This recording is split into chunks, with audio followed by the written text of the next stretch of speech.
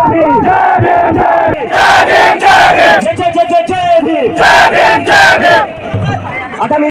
स्वागत आहे तुमचं नवीन एका ब्लॉगमध्ये. मी आदित्य सरकटे आणि आज आपण चालवलेलो आहे काँग्रेस जनता पार्टीचं प्रोटेस्टमध्ये पुणे इथे सावित्रीबाई फुले युनिव्हर्सिटी पुणे. तर चला मग. आणि मला तर वाटते आपल्या हक्कासाठी आवाज उठवणं हे काय गलत नाही. बाबासाहेबांनी सांगितले आपल्याला गलत और सही को सही बोलने का अधिकार अपने को है, तो इसलिए मैं आ गया हूँ प्रोटेस्ट में. रस्ते खाली काहून आहे कारण की सध्या कोणी आलं नाही. मी 3 वाजता लवकर चालू. तुमचा भाऊ कधी बी फर्स्टच येते. तुम्ही गाणं आता बघा किती भारी भांड.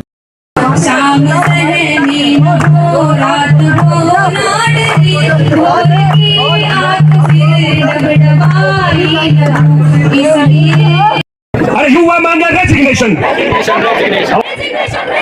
युवा मांगे रेजिग्नेशन, युवा मांगे रेजिग्नेशन.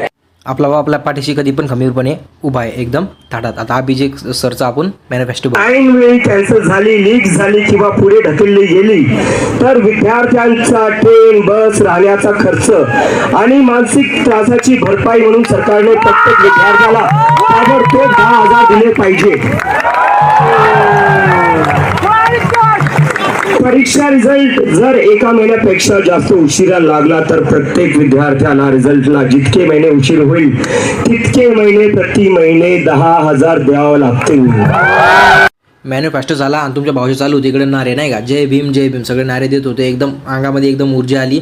तेवढ्यात आपला 6:30 वाजता 7 वाजता मॅनिफेस्टो संपला आणि मग प्रोटेस्ट पण संपला होता. मग सगळे निघले होते आपण आपल्या घरी. कारण की पण आपल्याला दिव्या सरकारला भेटायचं होतं पण त्यांना काय भेटता आलं नाही आपल्याला. कारण की मला दिसल्याच नाही ते कुठं होत्या. पण आपण साकेबाई गायकवाडला भेटलो, तिथून निघलो डायरेक्ट घरी. पण खरं तुम्हाला सांगतो नाही का, आपण काहीतरी असं जेन्झी टाईप करतोय ना तर म्हणजे अंगात एक वेगळीच फिलिंग येते नाही का. गट्स वेगळेच येतात की आपण काहीतरी चांगलं करू राहिलो बो नाही का. एकदम भारी वाटलं मला तिथे येऊन नाही का. एकदम प्रोटेस्ट पीसफुली पार पडला. जय भीम जय संविधान. ब्लॉग कसा वाटला कमेंट करून नक्की सांगा.